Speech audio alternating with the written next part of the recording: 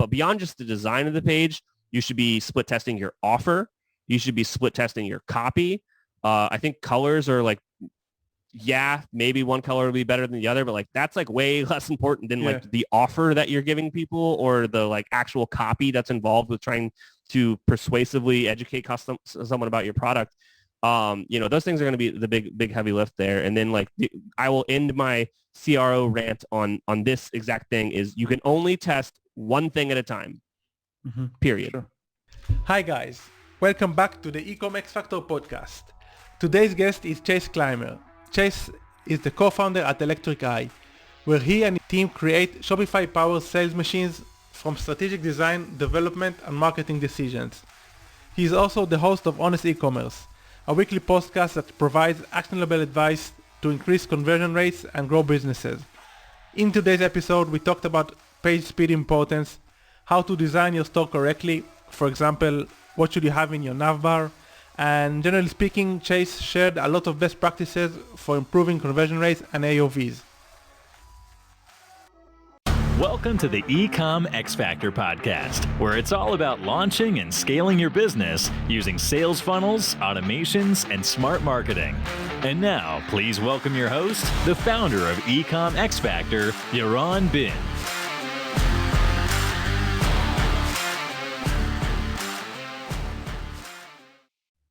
Hi Chase, how are you doing? I'm doing fantastic. I'm super excited to be here and to chat about this stuff. I as well, because before we went online, you said you had a new frameworks that you're kind of rolling in, and it sounds very interesting. So I'm looking forward to hearing about this as well. Before we get going, can you share a bit about your background story and let our listeners know a bit about yourself? Yeah, absolutely. So my name is Chase Clymer, coming to you from Columbus, Ohio today.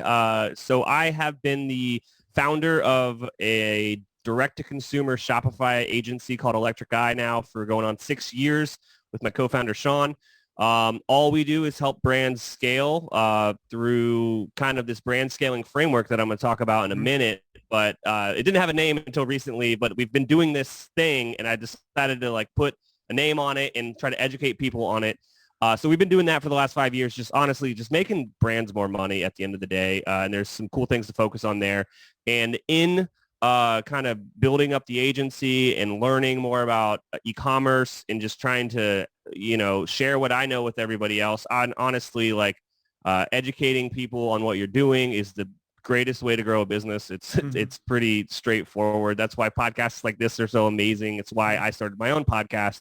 So I'm also the host of a podcast called Honest Ecommerce.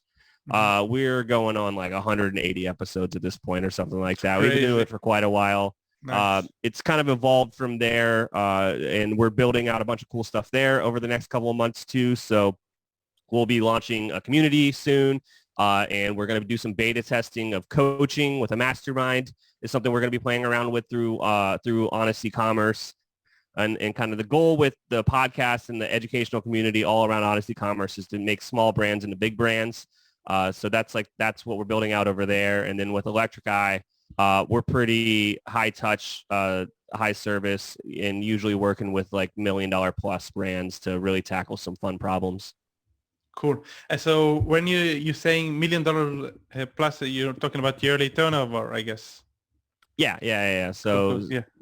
That's usually when it makes sense to have a partner like us. Mm-hmm. And when a client comes to you guys, how does their onboarding process look like, and what should they expect, like within like 1 month's time, 3 months time?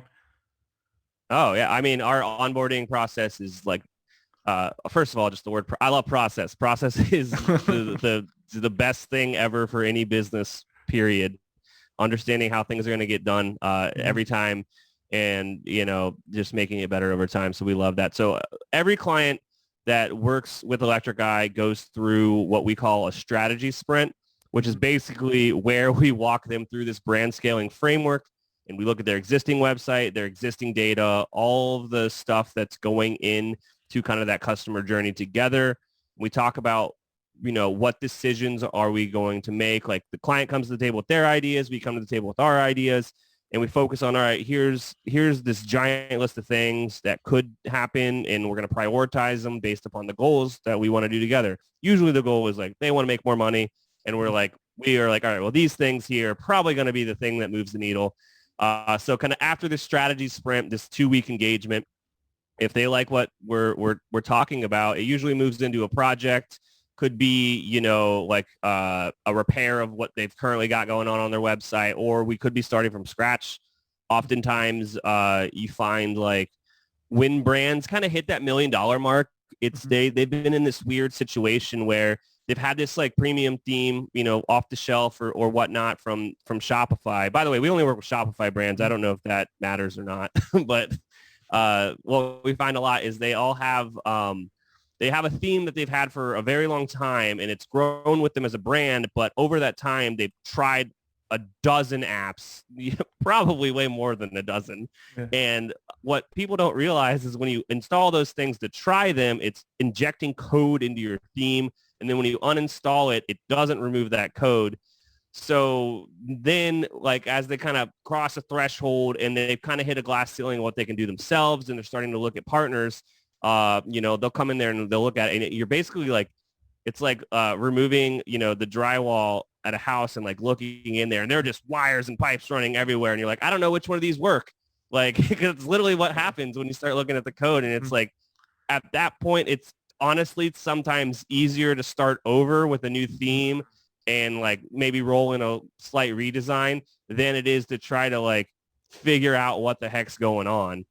I've just been going off on a tangent here. I mean, I believe I kind of answered your question. Yeah, for sure. And so I'm kind of debating between myself. Should we go and hear more about the framework, or should I ask you what are the common pitfalls that you see when your clients come to you? So normally, I guess you mentioned the coding and the traces of the apps, but what else is very common to see? Like a lot of like common mistakes, conversion killers. I call it conversion killers. So yeah. What do you see? Oh, no, I mean, these go hand in hand. And like what I'm talking about here goes into the core like framework of like the brand scaling framework. So usually what happens, like top 3 is one, all that just garbage code. And it's like every time you install an app, it's installing a JavaScript call, which is slowing your site down, which is going to murder your conversion. Like that's the simplest way to think about it. And that's why you should be scared of testing apps. And there's a proper way to test apps, but it takes more work and some people aren't patient. So that's usually something that I find. Another thing is people, founders are usually at like a desktop computer when they're like doing everything on their site, and they don't realize how terrible their mobile experience is, and they're not ever in there looking at it. And a thing I like to call out a lot is you can quickly within Shopify on the back end, you can go in, like go look at the last 30 days and go to sessions by device. And then when you're in that window, you can actually pull up and add conversion rate. And you can see the difference between the conversion rate on mobile versus the conversion rate on desktop. And they're all like desktop's always higher. Yeah. But when it's like over twice as high, there's usually a problem. Sure. I've seen it as bad as like 80% higher or I'm doing the numbers wrong with the percentages there, but like, if you got like a 1% on mobile and a 2% on desktop, like those aren't super strong numbers, but that's not uncommon. It can always be better. But like I've seen people with like 3% on desktop and like 0.5% on mobile. Wow. And that just is just glaring. Like there's something wrong there. Right. Sure. So that's quite often something that we see. And then a third thing, it's not necessarily like on their website an issue. It's more of their thoughts around growth. And that's kind of where the brand scaling framework comes from. And it's where people think their website's fine because it's making them X amount of money. It's been doing okay for whatever. And they want to dump all their money into Facebook ads. And that is like my biggest pet peeve. It's like, that's probably the worst decision you can make. Because, if like the example I gave you before where like someone's got 0.5% on mobile and they're dumping all this money into Facebook ads, and those are going to be like pretty much all mobile traffic. So if all of that money you're spending is only going to convert at like 0.5 percentage point, and you don't care about fixing your website, you just lit all this money on fire. Whereas you could go back and invest time and energy into the UX of your mobile site and possibly your desktop site as well. You could raise all of those numbers, and now your return on ad spend just went up. You know what I mean? Your returns just got better. Your ads didn't get any better. It's your website got better. The user experience got better. The customer journey got better. So that's usually kind of like a big thing I like to educate people on, that like Facebook ads will not fix underlying problems. It's just like it's pouring gas on a fire. That's all it does. If there's other stuff going on, it won't fix it. I agree. So can you share a few examples of stuff that you would normally do to optimize the mobile? Obviously, mobile first, and you're going to like do usability test in the mobile and also see screen recording in the mobile version and really analyze the mobile as if it was standing alone. But what are like, would you like remove carousels or like elements? What elements would you remove or mobile stuff? Absolutely. I mean, there's a lot of like basic stuff that a lot of people aren't doing, which is like crazy to me, but also like I sometimes have to step back and it's like, I've been doing this every day for the last 6 years. And then before that, I was in digital for the last 10 years. So it's like, this is very second nature to me. But the caveat that I want to say here is every brand is different. So, you know, don't take this as a blanket statement. Like, you should think about it from your customer's perspective and maybe consult someone that knows what they're talking about. With that being said, number one thing that I usually see that's wrong with mobile and with even desktop too, this goes over there, is that their navigation is just dumb. It doesn't make any sense. Like your navigation should be your best selling product categories, and that should pretty much be your top line navigation, period. Like, that's it, period. No, there's no exceptions to that rule. If you're a newer brand, maybe you want to put your about up there, but everything else, contact stuff, your blog, all that stuff, that can live in the footer. You have an e-commerce brand, you're trying to sell people stuff. They want to get to your products as fast as possible, especially the best-selling products. So that's what your navigation would be focused on, and that is never the case for a lot of clients that we're starting to consult with. So we usually walk them through that, and in doing that, we find out that their filterings and tags are not well managed. They're not using like a smart search solution, like with autocomplete.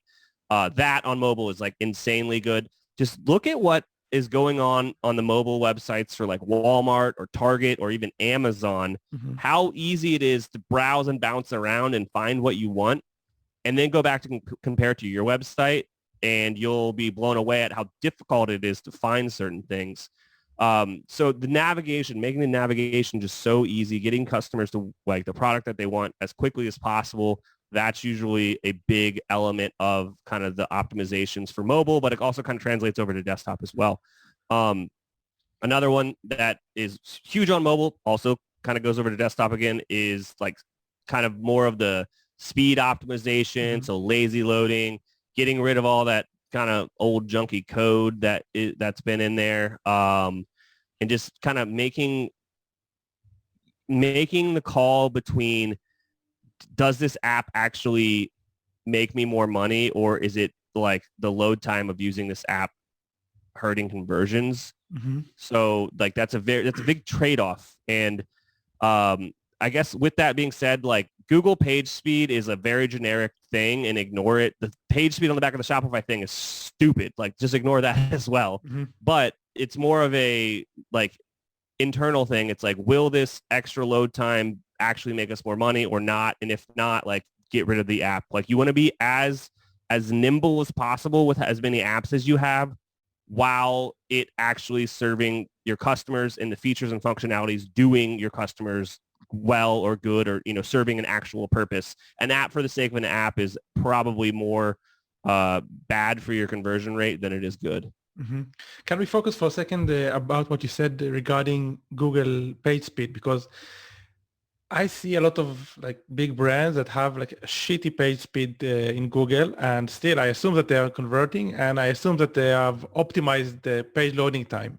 So how do you assess if the page speed is still something that you need to focus, and keep on optimizing because we don't want to only optimize page speed. We also have other stuff that we'd like to optimize. So when do you say enough is enough, and how do you really assess if the speed is a problem or not? Yeah, I mean, so Google page speed, the algorithm is written for like a generic website, like a very generic, broad overview. I wish they came out with a page speed like analyzer that was specific to an e-commerce store.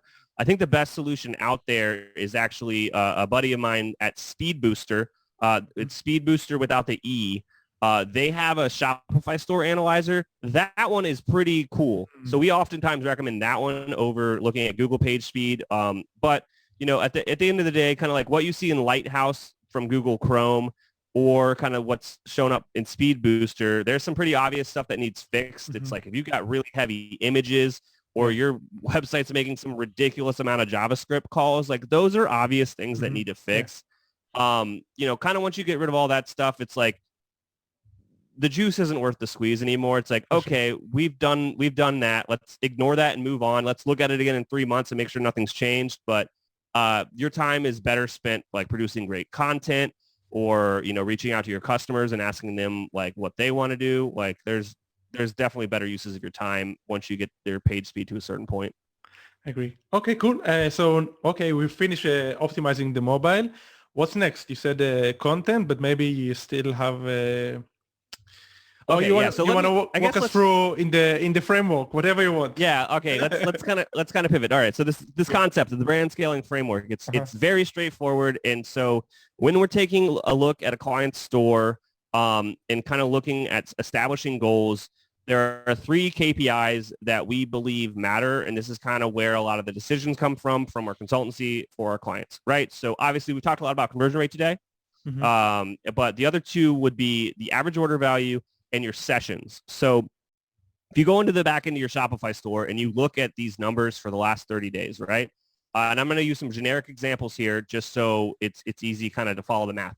So if you have a blended conversion rate of 2%, average order value of $75, and you're getting about 30,000 sessions a month, that's going to be $45,000 a month in sales, right? That's going to come out to about $540,000 a year in sales, right? That's pretty much the baseline of what's going on with your business. And the math is ridiculously accurate, is surprisingly enough, unless you have like some crazy sales and stuff like that. Like if you're taking a 30-day snapshot of a pretty generic, like this is pretty average for what's going on, this math works out surprisingly well. So now when we are approaching a project with a client, and I spoke on this before, usually we're jumping in, we're making UX changes, and we're trying to improve the conversion rate. That's one key piece of the puzzle. The second one that we're also looking at is average order value, because that one is a super, super big multiplier when you kind of look at it in the whole grand scheme of things. So let's take a look at that example again. So 2%, $75, 30,000 sessions, right? So let's say that their average order value, like they haven't like been utilizing bundles or they haven't had any cross sells or upsells built into the business. And there's a huge opportunity. You can look at the data sometimes and you can see people are already buying these things together. If you just make it easier for them, maybe they're just going to start buying that stuff together, right? So let's say that we can actually, you know, we strategically take a look at what's going on with their data, with their products. Here's this is where it gets weird because like there's no one size fits all for all this stuff.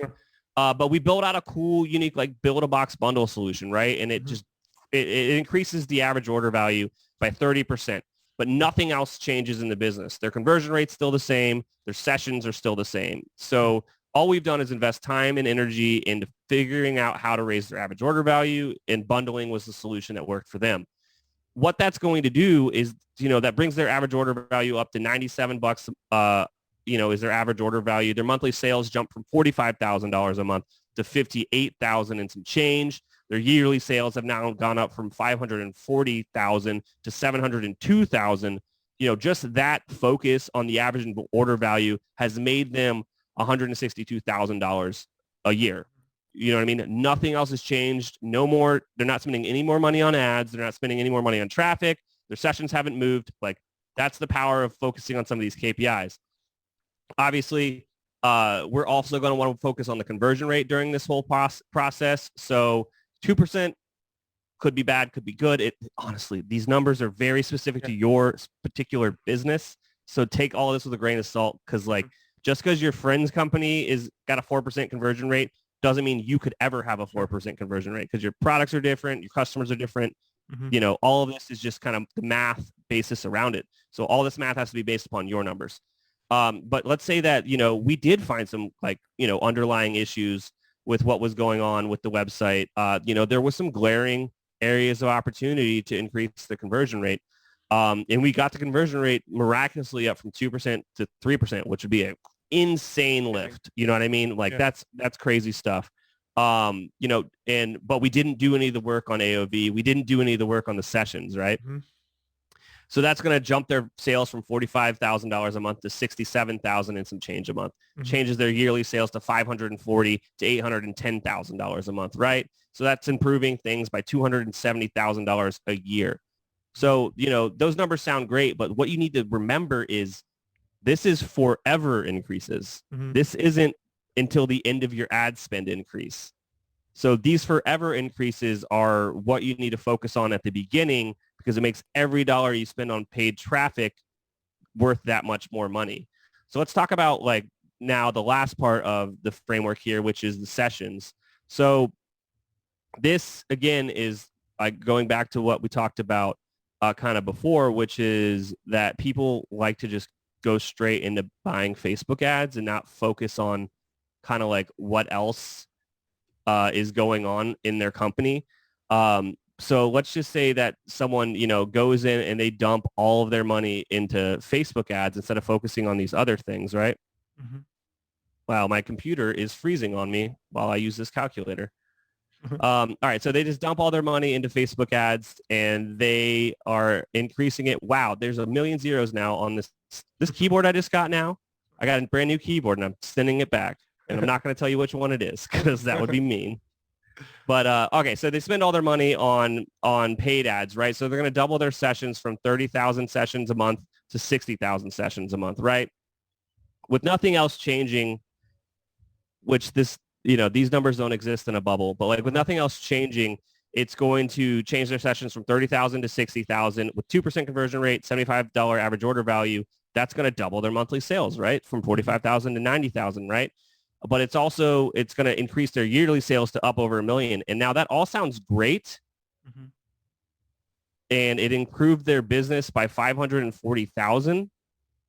But they also had to spend all that money on paid ads, and they're not keeping any of that, you know, stuff, like getting any of that residual from raising any of those other numbers.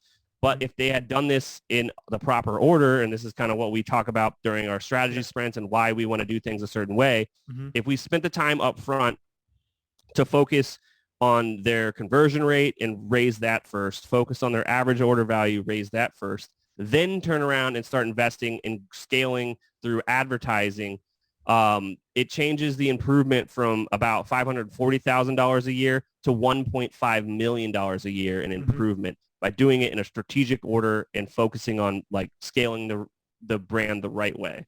Does that make sense? Yeah, it makes a lot of sense. There's no reason to pour money on Facebook ads if your site isn't optimized yet and you don't know that your funnel is converting at least in a way that is very close to the maximum potential, let's say.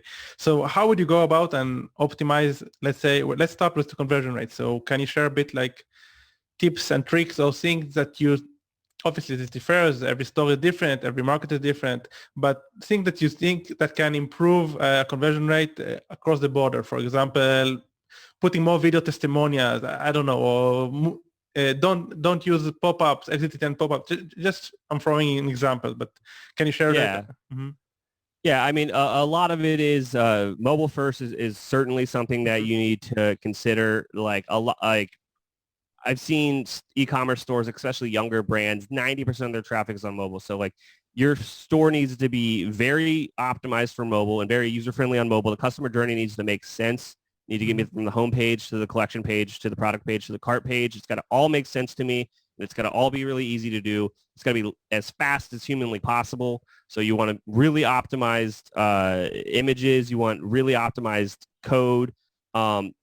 Once you kind of hit a certain point, which is kind of around that $1 million mark, that an off-the-shelf theme is going to have more code than you need, and it's actually going to slow your website down versus a custom-built website that's tailor-made to specifically only the features you need.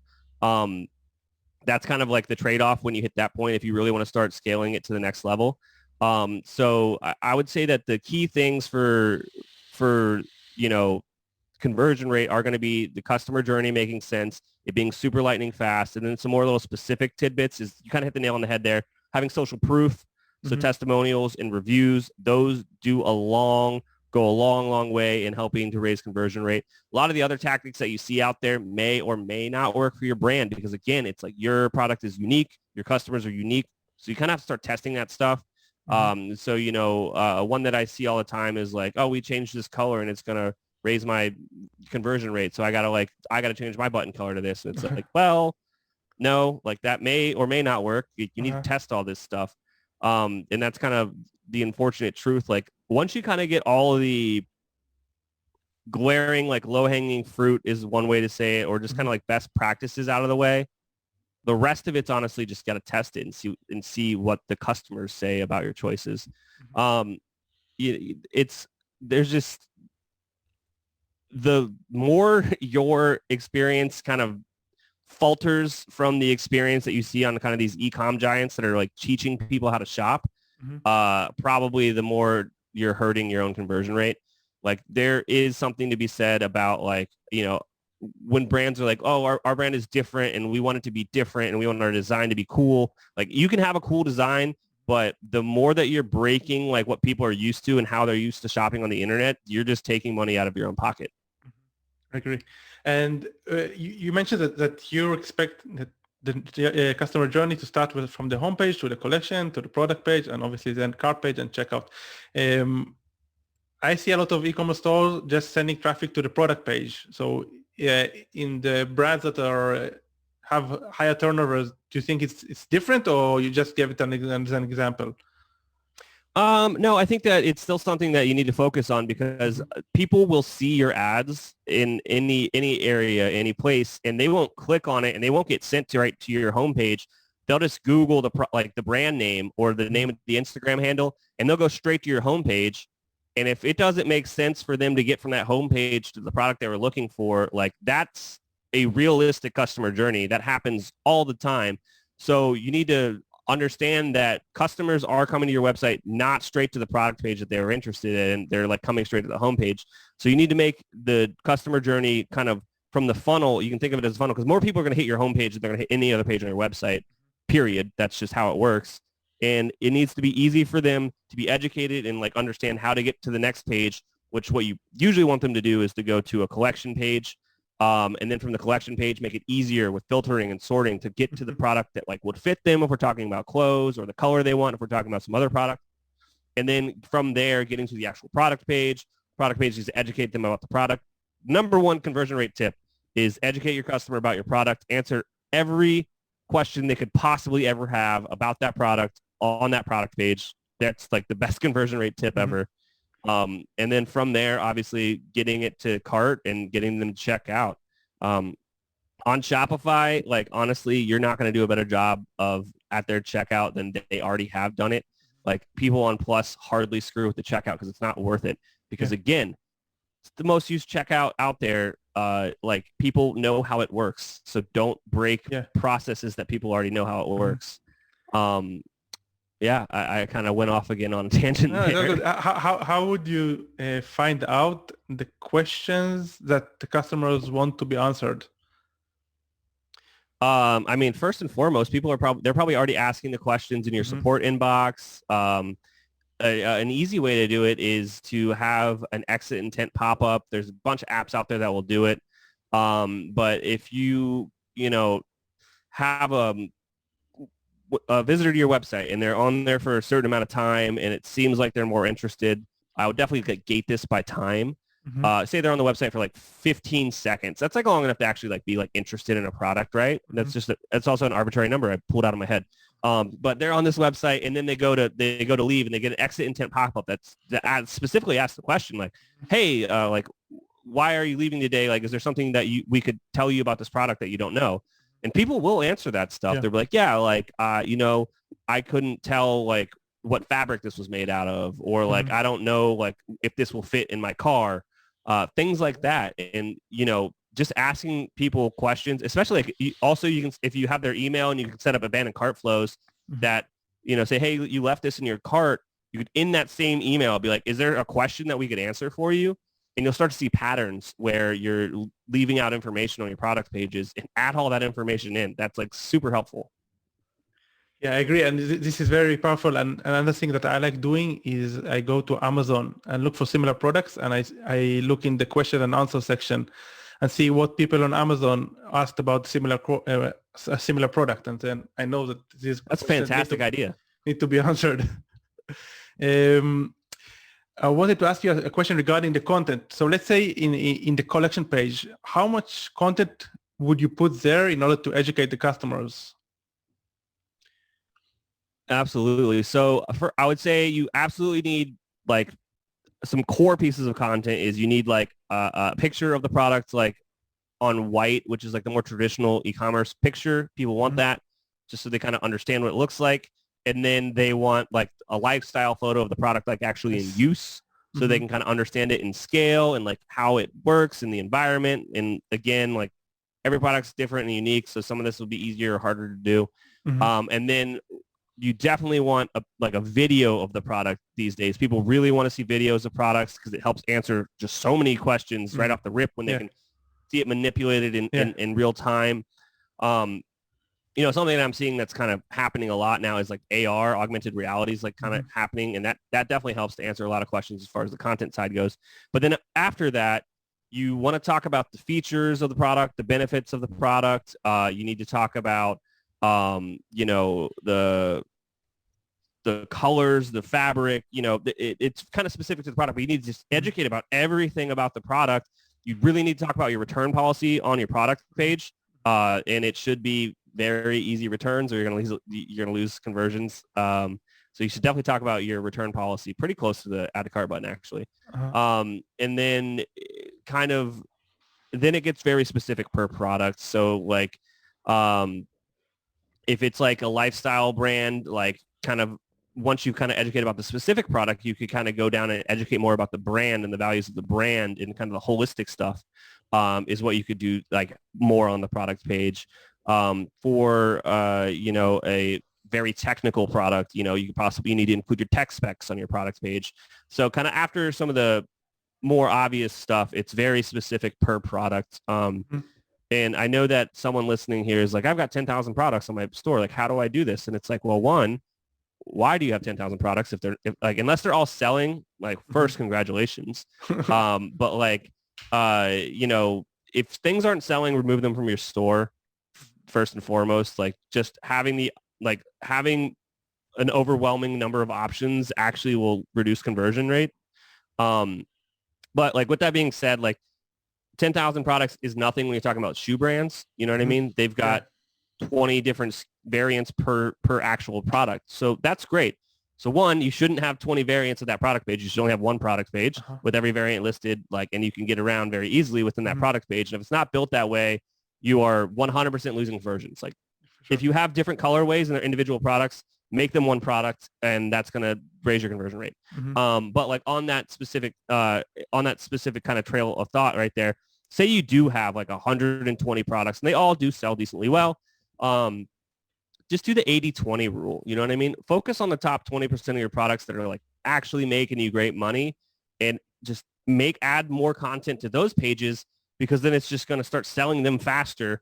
And then it will allow you to hire more resources to start going down the list and start doing that same stuff to kind of the lower selling products to try to give them an extra edge. Let's talk a bit about page design. For example, in the product page, obviously this differs. We should have placed a disclaimer. It's different for every product, every store, every market. None of the answers are like general answers. But when you design these days the product pages, so are there any elements that you see are producing better results lately? For example, using a sticky add to cart button or accordion, or I don't know, stuff like in structure related and design related elements? I mean, honestly, the kind of generic product page, you got an image on the left, information on the right with the add to cart button. It better be clearly above the fold. Pricing information, return information, all of that kind of in that first screen on desktop, on mobile, kind of product up there, add to cart button, maybe sticky at bottom, maybe not. Kind of depends on the brand and the website. But if you have a product page that's got the elements it should have, and you're borrowing these ideas from the major players, you're looking at other brands in the field, like once you have kind of all that stuff in there, the rest of it comes down to split testing, and you're going to be kind of inching stuff along. You're not going to see a major jump in conversion rates as long as you started with all the best practices in place. I will say, though, we have seen some fun results with having a more sticky add to cart button at the bottom. That's pretty fun stuff to do there. But I don't want anyone listening to this to go run out to the Shopify App Store and get a sticky add to cart app, because that's going to have just a giant load time. You'd be better suited to hire a developer to build that custom into your site, because it'd be faster, because I know that the apps are going to slow it down. And I feel like I kind of skirted around that question, but again, like the caveat is it's like, it's very specific to the product. You know what I mean? As long as it's well designed and it answers the questions, and it's easy for me to go to that next step, and it's very obvious what that next step should be, which on a product page, the next step should always 100% be add to cart. You know, if you got all that going for you, the rest of it's just going to be like split testing and, you know, trying to get some more customer data and seeing where they might have questions to answer those questions with, you know, either adding more content or making it easier to navigate to somewhere, or changing the phrasing on stuff. Copy has an insane like impact on conversion rate, kind of beyond just videos and imageries as well. Okay. What about split testing? You mentioned it a few times, and it was, before even you mentioned it was my next question. So I'm glad you mentioned this. I'm trying to educate people that, and I think it goes without saying that all marketers should do this. Don't assume anything, because you can be surprised. You know, you need to split test everything. But I think split testing is kind of overlooked, mainly within small players, people who don't have like a marketing team, but still there is money to be collected with good optimization and split testing. So can you share a bit of ideas for split testing? Any split test that you've done lately that really surprised you, and just to opens people's mind to the opportunities? Absolutely. I should begin this with, we do not offer split testing at our agency. It's not a service that we offer. So all of this that I'm going to talk about here is more just what I know about from being in the industry. So with that being said, there is, you know, to get a result from a split test, you need to have statistical data that kind of shows that one is better than the other. And when you have a smaller brand, it's kind of harder to do that, because you just don't get enough data fast enough. Like, perfect example is, you know, you add a new feature, and then in the next week, like, you know, 2 less people check out than they did the week before. That's not enough information to like to make a real choice. So there is kind of a threshold that you have to hit with sessions to where like you can start doing split testing. And then once you do hit that, like, yeah, it is something that you need to consider. But, you know, the strategists out there in the world that know what they're doing, they are pricey. You know, they know their results are going to impact things very well. And it's one of those situations where you absolutely get what you pay for. So if you can't afford someone that's good, you need to start learning about UX and user optimizations and start doing the split testing yourself, or start at least you can set up the tests with like you can hire a developer and have them set the test up for you, but you need to analyze the results yourself. Like, I feel like oftentimes people want to hire developers to do split testing for them, like to come up with the ideas and then split test it and then like implement the results. And that's not what a developer is good at. It's like not the same side of the brain. You know, there's a lot more there. You need a strategist to come up with the idea, and then you need a designer to design it possibly, and a developer to develop it. Like, there's a lot of key players involved with doing split testing appropriately. And it's not as simple as like, oh, like, let's just try it like a button here versus a button there. It's like, yeah, you have to design both pages. You have to develop both pages. Then you have to implement the test. Then you have to wait for the results. And someone has to look at the results and come up with a decision from it. and then you have to like make your choice and move on. So it's definitely a big undertaking. It's a big lift, and you need to make sure that you understand that when you're going into like hiring someone to help you with kind of CRO. Outside of that, like, yeah, it's amazing thing once you kind of can get a process in place and you can start to see some cool stuff happen. Things to split test would be, kind of the design of your landing pages for your products. So if you're going to be like dumping a crap ton of money into paid ads, like at that point, you probably should have like maybe custom built landing pages that aren't the same as your your typical PDP at that point. You can have a lot of fun with those pages and split test them and all that stuff. But beyond just the design of the page, you should be split testing your offer. You should be split testing your copy. I think colors are like, yeah, maybe one color will be better than the other, but like that's like way less important than like the offer that you're giving people or the like actual copy that's involved with trying to persuasively educate someone about your product. Those things are going to be the big heavy lift there. And then like I will end my CRO rant on this exact thing is you can only test one thing at a time, period.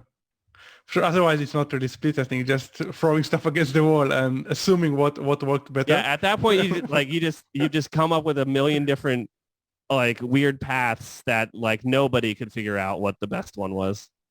I love the what you said. Persuasively educate your customers. It's a good way to frame this. Cool. What about media buying? So whenever you say Facebook ads, it kind of sounds like as if you don't like Facebook ads. So what other traffic channels? Me and Facebook have a love-hate relationship. Okay. Like we do paid media at the agency, and we handle a lot of spend, and we've done a lot of stuff there. It's just, I guess my attitude towards Facebook comes from the general public's attitude of Facebook will solve my problems, which I talked about earlier. Like that is never going to be the case. When you have a great baseline and you have good organic traffic and all of your numbers are in a great place, Facebook will absolutely make you more money. It's a great platform. It's super fun to use. Like when you have a great amount of data to start with. And then we talked earlier about content on the pages, but you need a lot of social content. You need a lot of imagery, video, copy, offers. You need all of this stuff to run a successful Facebook advertising campaign with your partner that's doing it or yourself. Like you need all of that stuff in place to do it appropriately. And once you get that stuff in place, Facebook can and will like grow your business. It's still probably the number one channel to scale, I think, for e-commerce these days. Outside of Facebook, we've been doing a lot of cool stuff. Google Shopping, really enjoy that. It works really well for kind of a particular type of product. Pinterest ads, we've been doing some cool stuff there with some decent returns. Snapchat, we've been playing with. I know that we have TikTok going for one client, I do believe, and it's been interesting. It's very, very new. Do you see anything there? Because on Pinterest and Snapchat and TikTok, I see great CPMs, but the bounce rate is like 100%. Obviously, not necessarily the right product, but I'm feeling it's kind of not that. I don't do the media buying anymore, but I do know that Pinterest is like crushing it for one of our clients. It's a women's fashion clothing brand, so a very, very, very good fit there for the audience.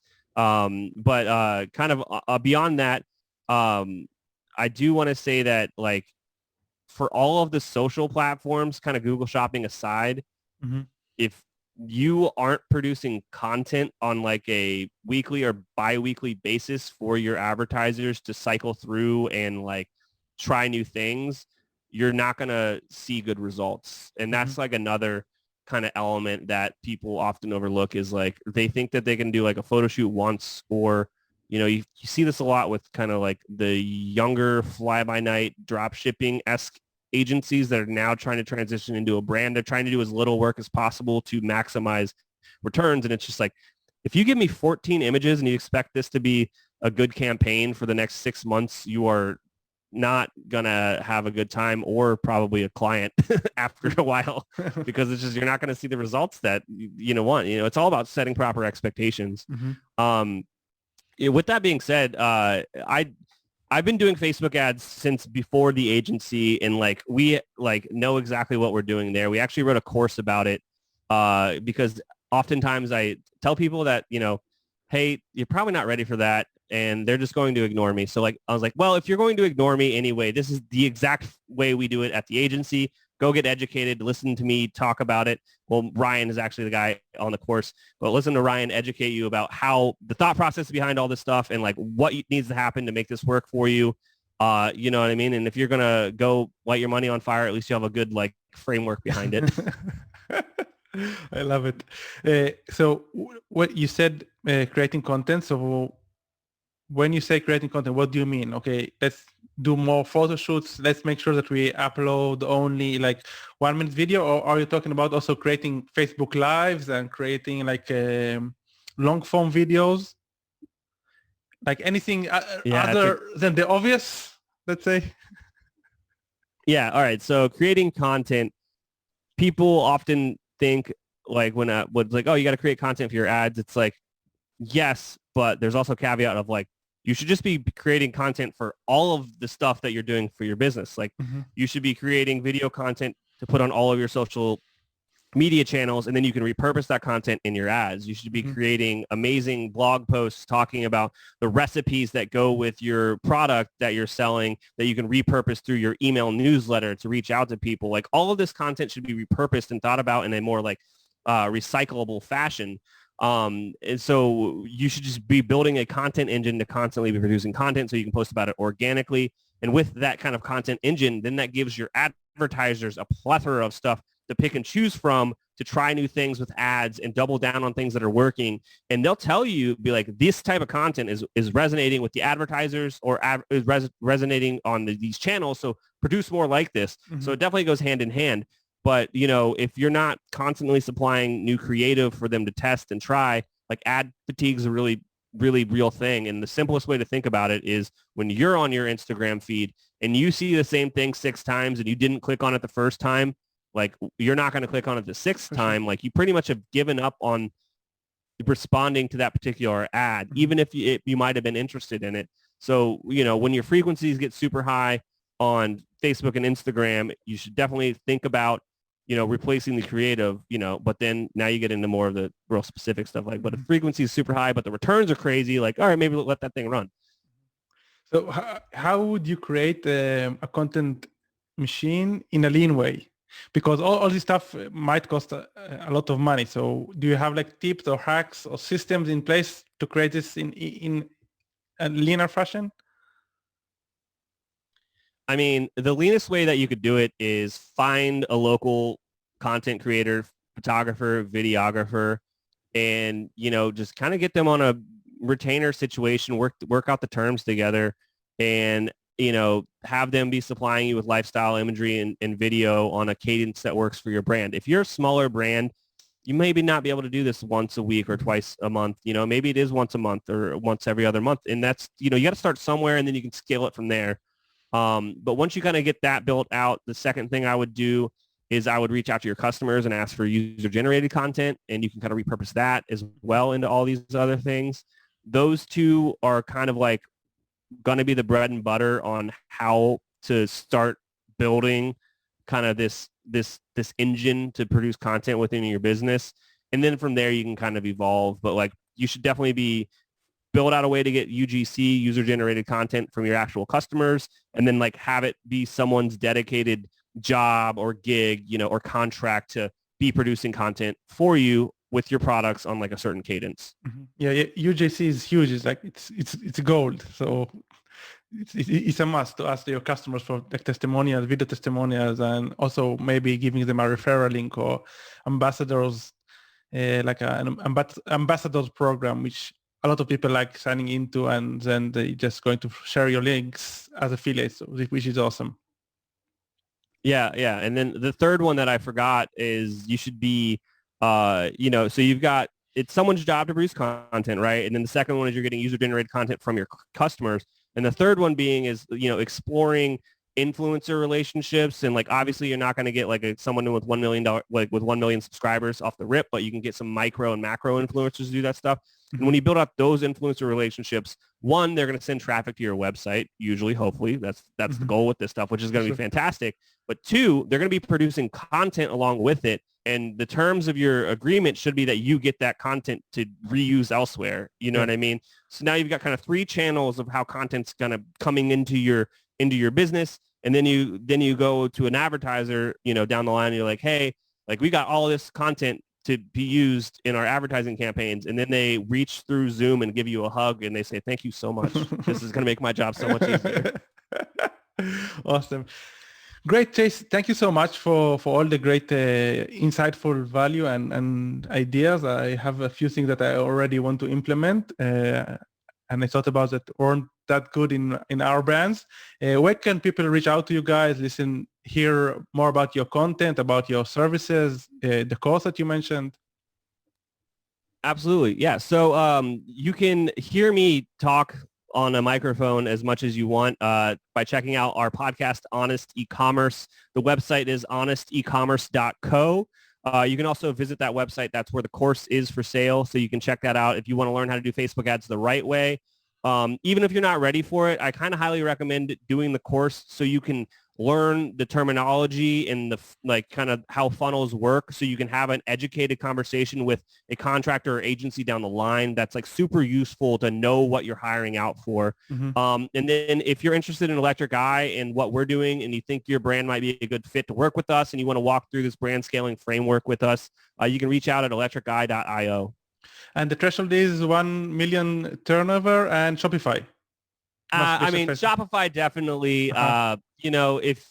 if you've got some pretty cool KPIs coming into it and you're seeing some cool growth, we'll take a look at everything. The worst, I'll talk to anybody and I'll give them great advice. I don't want to say don't reach out to me. But if you aren't selling anything, we probably won't be able to help you. For sure. Awesome. Thank you so much, Ace. Awesome. Thank you so much for having me. Bye-bye. Take care.